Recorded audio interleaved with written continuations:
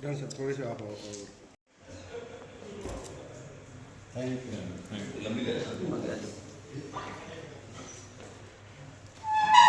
चलो सर, यहाँ देखना है।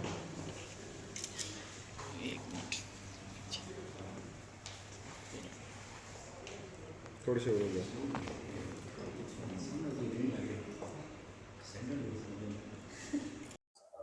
देखो, प्रिंसिपल साहब की हमारे कॉलेज में ये पद खाली था। 7 साल के बाद इनकी नियुक्ति हुई है रेगुलर प्रिंसिपल की। सरकार के सहयोग से हमें ये नियुक्ति मिली है। क्या कहना चाहेंगे सर इनकी नियुक्ति को लेकर? ज्वाइन करवाया, आज सभी समारोह का भी आयोजन किया। इनकी नियुक्ति का तो सर्टिफिकेट पब्लिक ने दे दिया है कि नहीं। जितने 250-300 आदमी इनको नियुक्ति मतलब सप्त ग्रहण समारोह में आए हुए थे, इसलिए तो इनका तो कोई बात ही नहीं रही भाई। सर्टिफिकेट दे दिया भाई, अच्छे बहुत अच्छे इंसान है, इसलिए हमने इनकी नियुक्ति की। सर, प्रधान होने के नाते एजुकेशन सोसाइटी या एजुकेशन को जाट शिक्षण संस्थान को कैसे आप बढ़ावा दे रहे हो एजुकेशन को? देखो, न्यू एजुकेशन पॉलिसी आई हुई है, उसको हम अडॉप्ट कर रहे हैं। उसमें दिखते भी हैं बहुत ज़्यादा, लेकिन हमारे प्रिंसिपल साहब बड़े समझदार हैं, अपने आप टैकल कर लेंगे सबको। क्या लगता है भविष्य में आगे छात्रों की संख्या और बढ़ाएंगे? हाँ, छात्रों की संख्या बढ़ाएंगे। बीएससी नर्सिंग भी हम लेकर आने लग रहे हैं। देखो, अजमेर डांडा का स्वर्गवास होने के बाद हमें ये समाज ने हमें जिम्मेदारी सौंपी थी। उसके बाद हमने माननीय मुख्यमंत्री नायब सिंह सैनी का प्रोग्राम किया 25 नवंबर 2024 को। बहुत अच्छा शानदार प्रोग्राम था। उन्होंने जो घोषणा की, ये भी एक घोषणा का हिस्सा है। उन्होंने जितनी घोषणा की थी, जिस तरह LLM की हमारी 25 सीटें भी आ गई, और BBA BCA भी यहाँ पर डिग्री कॉलेज में आई हुई हैं। BSc नर्सिंग की हमारी फाइल लगी हुई है, वो भी लगभग हमारी 1 महीने में पूरी हो जाएगी। सरकार का हमें पूरा सहयोग मिल रहा है।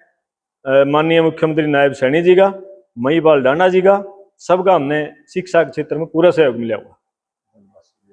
धनराशि भी सारी जो अनाउंस करके गए थे, वो सारी हमारे पास आ चुकी।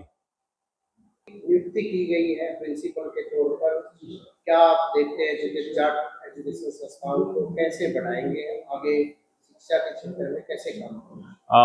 देखिए सर, संस्था ने जो मेरी नियुक्ति की है उसके लिए मैं संस्था के सभी सदस्यों का धन्यवाद करता हूं, और मैं मेरे पूरे प्रयासों से इस संस्था को, जो इनका पहले मुकाम था कि हमारा कई बार कॉमर्स में या इसमें इनका एक स्थान होता था कॉलेज का, वो हम उसको दोबारा से मेंटेन करके एजुकेशन का एक अच्छा माहौल बना के बच्चों को आगे भविष्य के लिए तैयार करने की मैं प्रयास करूंगा। नए नए कोर्सेज हैं या और कोई इनोवेटिव आइडियाज हैं, उनसे हम कॉलेज को आगे बढ़ाने का प्रयास करते रहेंगे, और आशा हमें अपने संस्था के सहयोग से उसमें हमें सफलता भी मिलेगी। ऑलरेडी पहले भी AI काफ़ी आजकल प्रोग्रेस पे है, उससे संबंधित कोर्स एक ऑलरेडी है भी यहाँ। बाकी आगे और भी हम कोई ऐसे कोर्सेज हैं, उनको इम्प्लीमेंट करने का कोशिश करेंगे, सरकार से परमिशन लेके और वहाँ से कोशिश करके हो सकता है वो हमें मिल जाएं। और जिस तरह कुछ हमारी पोस्ट वगैरह भी काफ़ी वैकेंट पड़ी हैं, उनको भी सरकार के सहयोग से जल्दी फिलअप करके कॉलेज का अच्छा माहौल बनाने का प्रयास करें, ताकि बच्चों की सभी कक्षाएं अच्छे ढंग से लग पाएं। ये मुख्य रूप से प्रयास रहेगा हमारा। ये तो देखो, हम एजुकेशन में हमारा बच्चों के साथ और सोसाइटी के साथ लगाव होता है जी। जहाँ रहे हैं वहाँ से किसी लोगों को पता चला तो वो स्वागत के लिए पहुँच गए, और मैं उनका तहे दिल से धन्यवाद भी करता हूँ। उन्होंने मेरा हौसला अफजाई किया, तो ये मैं उनका शुक्रिया अदा करता हूँ। नमस्कार प्रेस के साथी, आपका मैं बहुत बहुत धन्यवाद करता हूं कि आज आप हमारे प्रिंसिपल साहब की नियुक्ति के अवसर पे आज आप हमारे जाट कॉलेज के प्रांगण में पहुंचे। मैं सागर सिवाच, कोषाध्यक्ष जाट शिक्षण संस्था हिसार।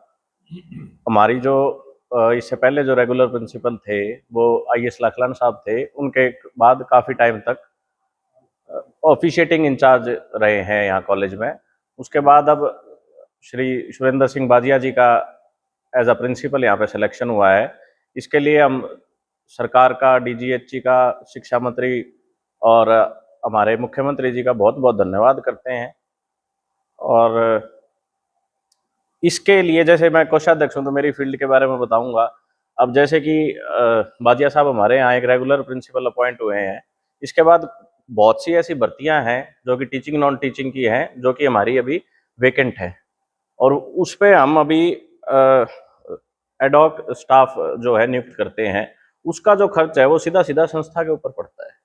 अब जो कि हमारे पास एक रेगुलर प्रिंसिपल है, इसके बाद अब मैं तो प्रधान जी से रिक्वेस्ट करूंगा कि अब आगे की जो और नियुक्तियां हैं उनको भी पूरा करने का काम करे, जिससे कि संस्था का प्रति वर्ष 1.5 करोड़ से लेके और 1.25 करोड़ तक का फायदा होएगा, और वो जमा राशि जो है संस्था को आगे बढ़ाने के लिए हमारे बहुत ही ज़्यादा काम आने वाली है। किसी भी शिक्षण संस्थान के लिए एक रेगुलर प्रिंसिपल होना बहुत ज़रूरी होता है।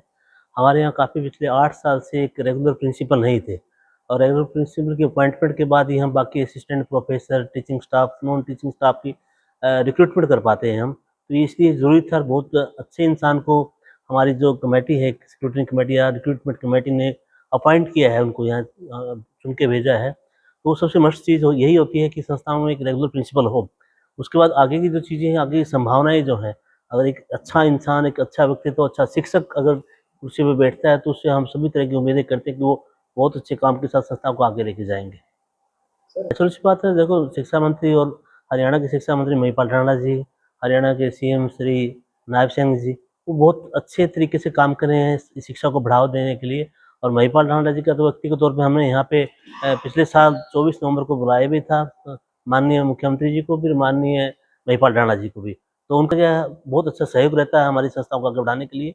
और जब भी प्रधान जी, हमारे मैनेजमेंट कमेटी, हमारा आप शिक्षण संस्था की जो कमेटी है हमारी, जब भी हम उनके पास कोई रिक्वेस्ट लेके जाते हैं किसी तरह की, वो तुरंत हमारा सहयोग करने के लिए हमेशा तैयार रहते हैं सर।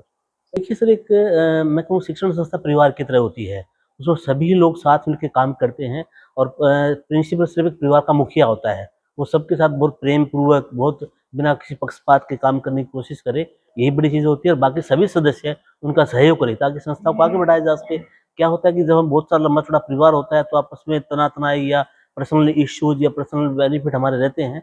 हम उनको छोड़ के संस्था जितनी बड़े दानवीरों ने बनाई है, इस तरह की महान संस्थाएँ एग्ज़िस्ट करती हैं, तो इसका बहुत बड़ा कारण है कि कितना दान दिया लोगों ने। अब जब लोगों के पास खाने के लिए कुछ नहीं था, तभी संस्थाएँ एस्टेब्लिश की गई थी।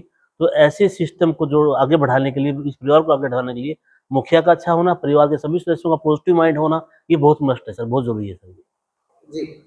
पहले तो मैं प्रेस का धन्यवाद हूँ कि हमें इस लायक समझे आके मैं आप कुछ कमेंट करें।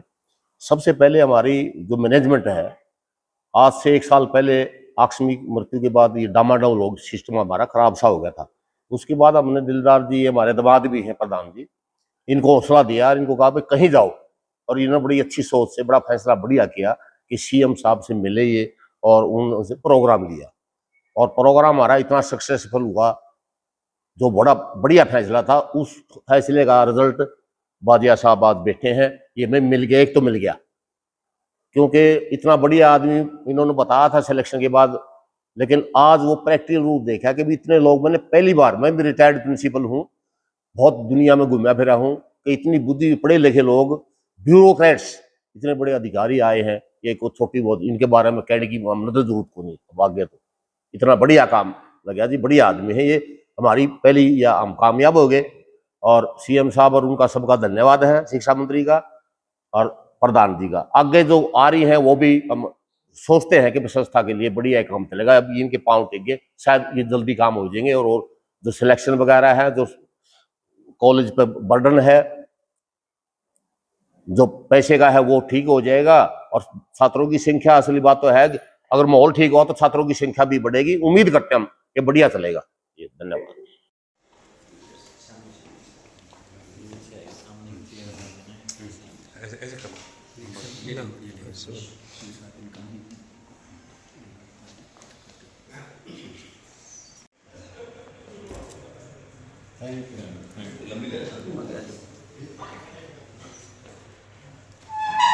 चलो सर, यहाँ देखना है।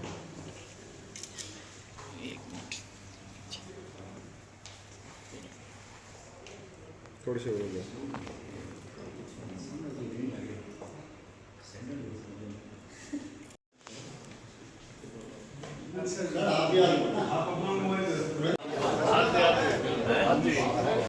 फोटो में लेना वीडियो पीछे से